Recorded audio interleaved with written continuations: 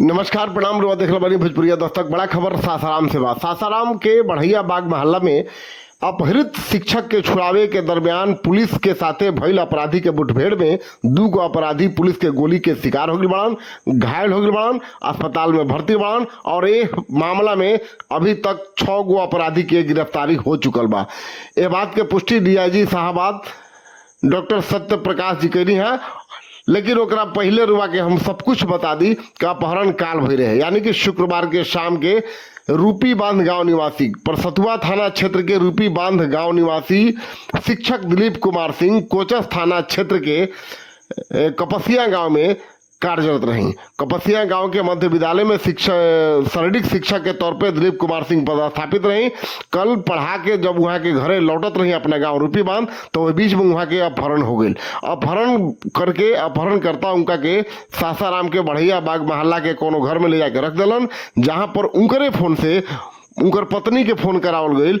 और जौना में दिलीप कुमार सिंह अपना पत्नी से कहलन कि 5 लाख रुपया हमारा खाता में डाल दो, आना तो हमारा के लोग मार दी जान से। अगर हमार जान तू चाहता रहू तो 5 लाख रुपया डाल दो। पत्नी के तो पहले बड़ा आशंका भइल, लेकिन हड़बड़ाहट में अपन भसुर से फोन करके जानकारी दिली। एक बाद काफी सोच विचार किला के बाद रात के 9 बजे करीब उनकर भसुर जाकर के कोचस थाना में प्राथमिकी दर्ज करेलन। प्राथमिकी दर्ज करने के बाद पुलिस के प्रतिक्रिया कोनो खास ना नजर आई, तो लोग राजनीतिक पैरवी कहीं चाहे जिस तरह से भी पैरवी करके एसपी तक मैसेज पहुंचेलस। और एसपी मामला के गंभीरता से लेते हुए जांच पड़ताल शुरू किलन। आज शनिवार के सुबह करीब 11 बजे एसपी रूपी बांध गांव में भी पहुंचलन, पीड़ित परिवार से भी मिलन और मामला की पूरा जानकारी लेलन। और लौट करके जब थाना पहुंच गई नी एसपी रोशन कुमार, तो थाना प्रभारी का स्पष्ट निर्देश देनी कि हर हालत में 24 घंटा के अंदर हमारा रिजल्ट चाहिए और शिक्षक छूटे के चाहिए। एक बाद पुलिस गंभीर भइल और गंभीर भेला के परिणाम भइल कि शाम के करीब 8 बजे सासाराम के बढ़िया बाग मोहल्ला में पुलिस के साथे अपराधी के मुठभेड़ हो गई और 2 गो अपराधी घायल हो गए, 6 गो गिरफ्तार कल गई।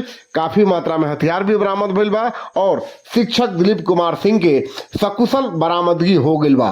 पुलिस इस बात के जानकारी दिलक। डीआईजी साहबाद सत्य प्रकाश मीडिया से बात करते हुए बतैनी है का कुछ घटनाक्रम के बारे में जानकारी देनी है, सब कुछ सुननी। बाकी खबर रुआ के हम काल देव, अभी अपडेट सुनी। सूचना मिली जिस पर एफआईआर दर्ज करते हुए एक्सक्यूट किया गया एसपी साहब के द्वारा।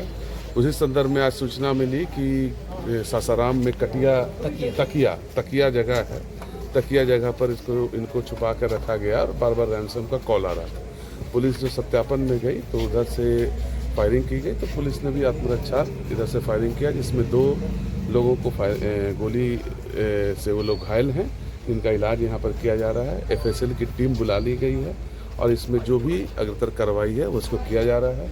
इसमें अभी तक कुल 6 लोगों का अभी तक गिरफ्तारी है और अभी और भी छापामारी जारी है। कुछ हथियार भी बरामद हुए हैं और जो अपहृता हैं जो शिक्षक हैं उनको सकुशल बरामद कर लिया गया। कितने अपराधियों को गोली लगी है सर? अभी तक 2 लोग को लगी है। हाँ, कुछ लोगों का है आपराधिक इतिहास और आगे हम लोग अभी इसके ऊपर आगे हम लोग जो भी सत्यापन इसको करके तब आगे आप लोग को बता दिया जाए। ठीक है। बाकी शिक्षक दिलीप कुमार सिंह की पूरा कहानी काल यानी कि एतवार के हम रुआ के सब कुछ देव डिटेल्स में। अब तक अगर भोजपुरिया तक चैनल के सब्सक्राइब नहीं की लोग तो सब्सक्राइब कर ली, ऐसे काल सब खबर